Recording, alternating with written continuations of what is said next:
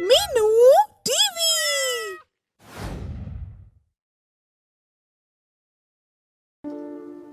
ये कहानी है जादुई बाज।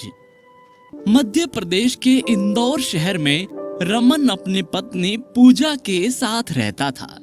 रमन एक व्यापारी था और उसे इस बार बहुत घाटा हो गया था, जिसकी वजह से रमन पूरी तरह से कर्ज में डूब गया था। वो अपनी पत्नी पूजा से कहता है, पूजा, हम वापस गांव चलते हैं। हमें गांव जाना ही होगा। वैसे भी इस शहर में अब बचा ही क्या है। ठीक है, हम कल सुबह निकलते हैं।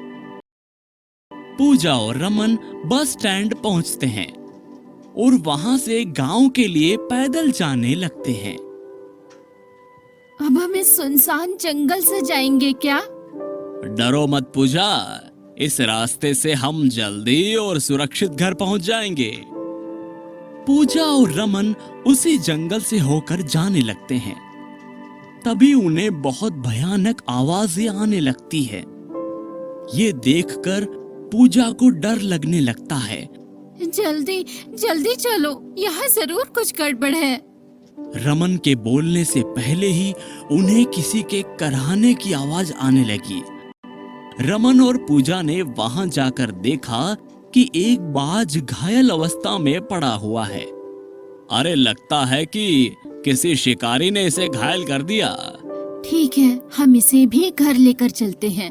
इसका इलाज करके छोड़ देंगे। पूजा और रमन बाज को घर लेकर आ जाते हैं और उसके घावों पर कई दिनों तक दवाई लगाते हैं, जिससे बाज जल्दी स्वस्थ हो जाता है। एक दिन रमन के घर का राशन खत्म हो जाता है और उनके पास खाने के लिए भी कुछ नहीं बचता और वो दुखी होकर अपनी पत्नी पूजा से बोलता है, मैं गांव में जाकर कहीं से चावल की व्यवस्था करता हूँ। 2-3 दिन का काम तो चल ही जाएगा। पूजा दुखी होते हुए बोली, गांव में कोई काम मिल जाएगा, इसीलिए तो शहर छोड़कर आए थे। लेकिन यहाँ भी भूखे मरने की नौबत आ गई है। रमन और पूजा की ये बात बाज घर की छत पर बैठकर सुन रहा होता है। रमन गांव में गया, लेकिन खाली हाथ मुंह लटकाए वापस लौट आया और पूजा को आकर सब सच बता दिया कि उसे राशन नहीं मिला। दोनों मायूस होकर बाहर ही बैठ गए।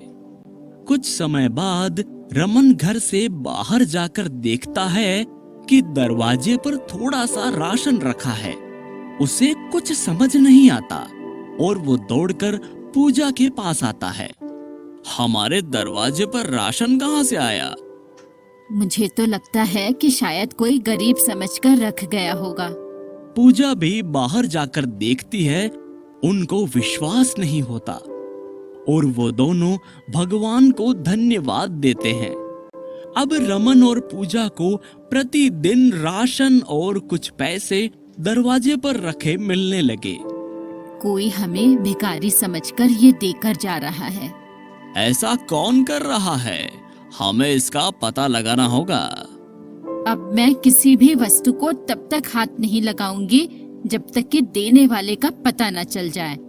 पूजा और रमन दोनों एक खिड़की के पास छुप जाते हैं और तभी देखते हैं कि वही बाज आता है और अपने पंख फड़फड़ाने लगता है, जिनसे एक तेज सूर्य प्रकाश निकलता है।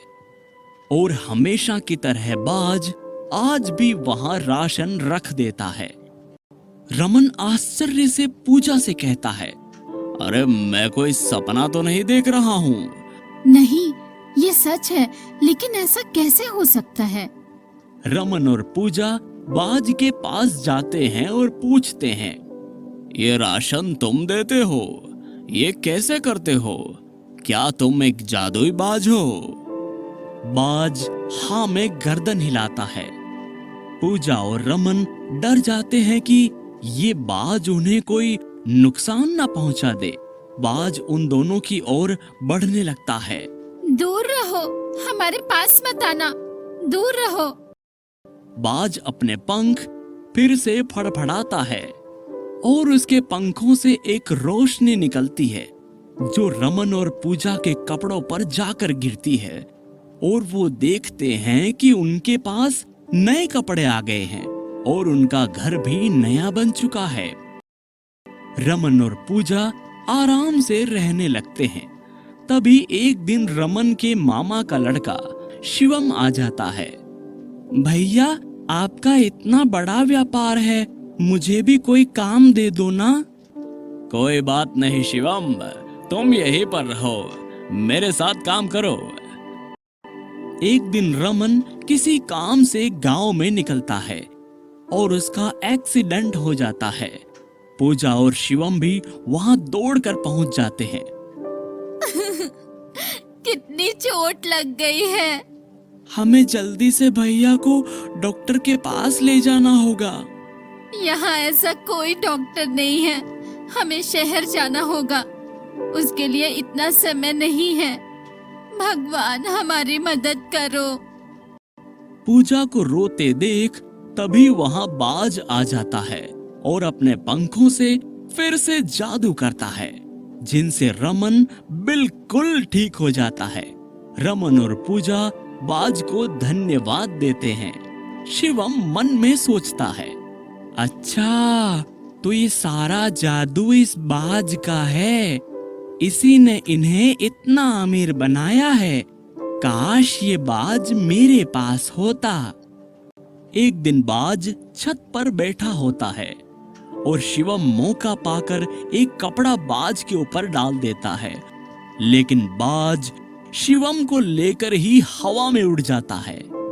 शिवम चीखते चिल्लाते हुए कहता जाता है, बचाओ बचाओ। सभी लोग शिवम को देखकर हैरान हो जाते हैं। बाज शिवम को पेड़, झाड़ी, कांटों और जमीन पर घसीटता है और शिवम बुरी तरह से घायल होने के बाद हार मान लेता है। मुझे माफ कर दो, मुझे मेरी गलती का एहसास हो गया है। मैंने लालच में आकर तुम्हें नुकसान पहुंचाने की कोशिश की। बाज शिवम को माफ कर देता है। रमन और पूजा भी सारी घटना समझ जाते हैं और शिवम को बताते हैं कि लालच करना बुरी बला है।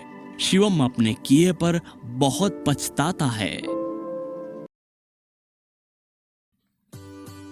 आगे की मजेदार स्टोरी के लिए चैनल को सब्सक्राइब करें और बेल आइकन प्रेस करना ना भूलें।